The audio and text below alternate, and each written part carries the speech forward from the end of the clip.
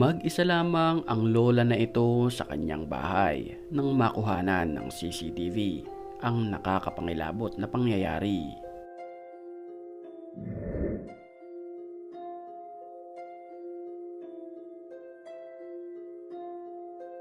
Habang nakaupo si Lola sa lamesa at habang naggagayat ng mga lulutuin, pansinin natin mabuti ang box na ito na naglalaman ng mga hanger.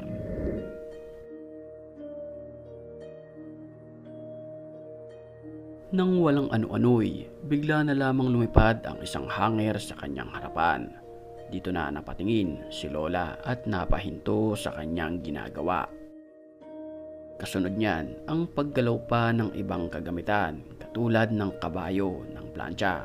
Dito na napatawag sa cellphone si Lola.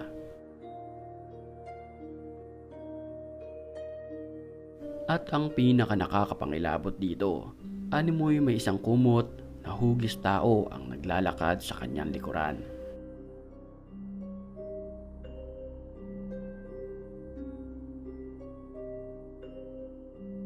Pero nang tanggalin ni Lola ang kumot, ay wala naman doon na kung sino man nilalang ang nababalot.